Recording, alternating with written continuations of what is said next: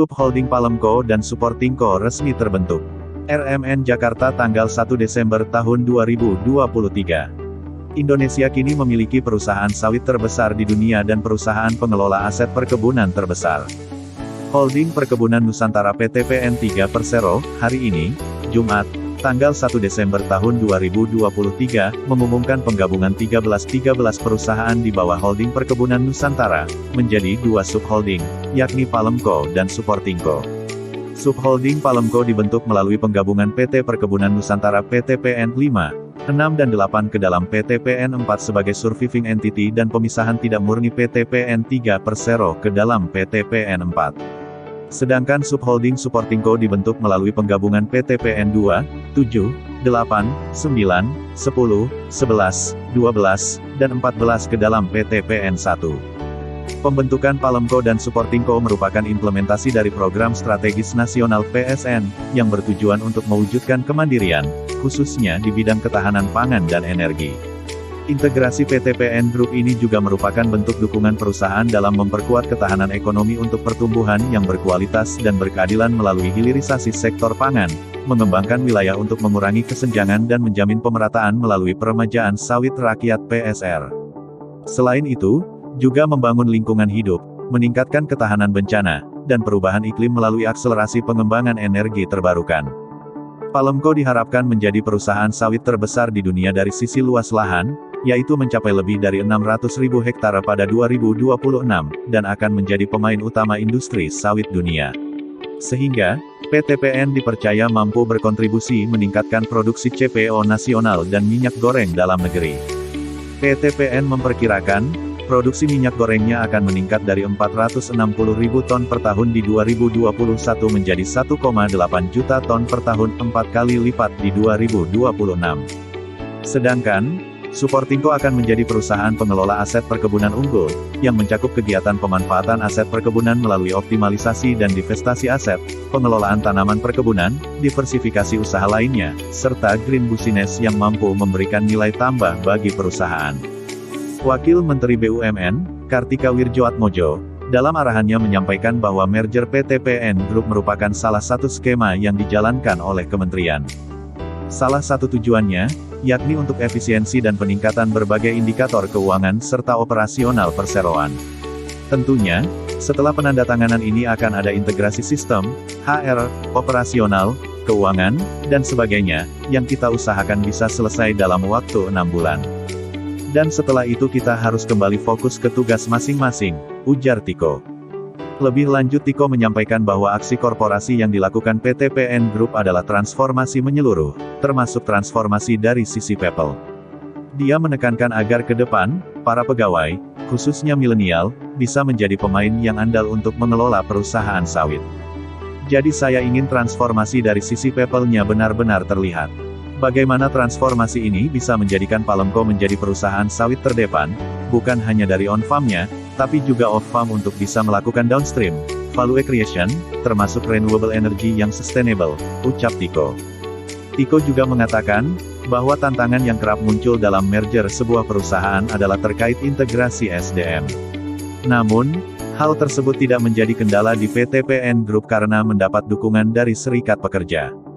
Saya berharap kekompakan ini harus terus dijaga sehingga tidak akan ada gejolak yang mengganggu kinerja perusahaan, di mana Palemco akan fokus meningkatkan hilirisasi produk-produk kelapa sawit. Selanjutnya, untuk bidang energi seperti biogas, biodiesel sustainable efficient fuel, dan produk lainnya juga akan menjadi perhatian perusahaan, ujar Wakil Menteri BUMN, Kartika Wirjoatmojo. Direktur Utama Holding Perkebunan Nusantara PT PN 3 Persero, Muhammad Abdul Ghani, menyampaikan aksi korporasi restrukturisasi pembentukan subholding Palemco dan Supportingco, menyusul terbentuknya Sugarco pada 2021 lalu, merupakan upaya untuk terus tumbuh berkembang dan berkontribusi maksimal. Integrasi PT PN Group melalui pembentukan Palemco dan Supportingco merupakan wujud nyata strategi korporasi guna menghadapi persaingan global yang semakin ketat. Integrasi ini memperkuat posisi perusahaan karena memiliki keunggulan kompetitif dan komparatif, di mana perusahaan didukung dengan pemanfaatan sumber daya lahan, sumber daya manusia, inovasi teknologi, serta digitalisasi yang unggul, kata Ghani. Strategi subholding untuk dapat meraih tujuan besar tersebut, diantaranya memaksimalkan nilai aset land bank untuk mendapatkan nilai tambah, peningkatan margin EBITDA dalam 5 tahun mendatang, peningkatan ESG dan ketahanan pangan, peningkatan ekuitas, hingga peningkatan leadership. Dan tentunya fokus bisnis yang semakin kuat, tambah Gani. Sebagai salah satu upaya dalam meraih peningkatan ekuitas, kata Gani, inisiatif-inisiatif ESG menjadi salah satu indikator penting dalam perlindungan nilai perusahaan. Oleh karena itu, PT PN Group berkomitmen dan terus berupaya untuk mengimplementasikan prinsip-prinsip keberlanjutan di dalam lingkup lingkungan, sosial, dan tata kelola environment, social, and governance (ESG) dalam seluruh operasi bisnisnya.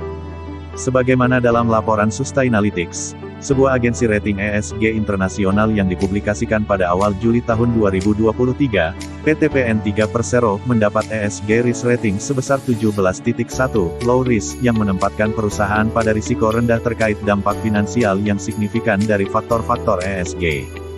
Gani juga menyampaikan, bahwa transformasi yang dilakukan PT PN Group selama 3 tahun terakhir yang berdampak signifikan pada peningkatan kinerja operasional dan finansial, tidak terlepas dari inisiatif-inisiatif ESG yang diterapkan.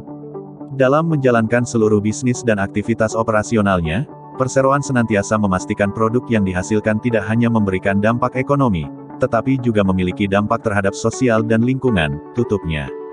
PT Perkebunan Nusantara 3 Persero merupakan badan usaha milik negara, BUMN, yang bergerak di bidang usaha agrobisnis, terutama komoditas kelapa sawit dan karet.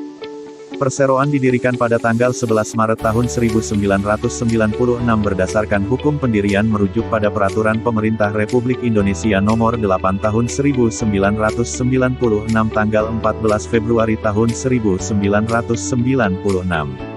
Pemerintah kemudian mengubah pengelolaan bisnis BUMN perkebunan dengan menunjuk perseroan sebagai induk dari seluruh BUMN perkebunan di Indonesia berdasarkan Peraturan Pemerintah Republik Indonesia Nomor 72 Tahun 2014 tanggal 17 September tahun 2014.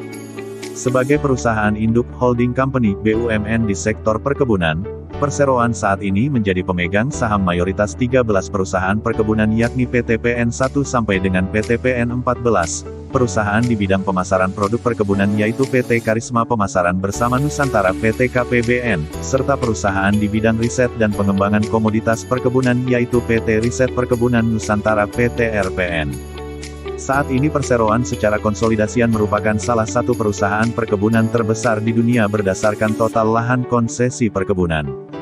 Produk komoditas perseroan mencakup komoditas anak perusahaan cukup terdiversifikasi antara lain kelapa sawit, karet, tebu, teh, kopi, tembakau dan kakao, serta produk hilirnya masing-masing.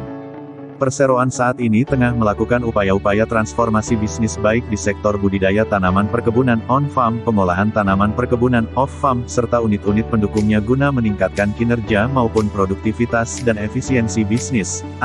*Real Chan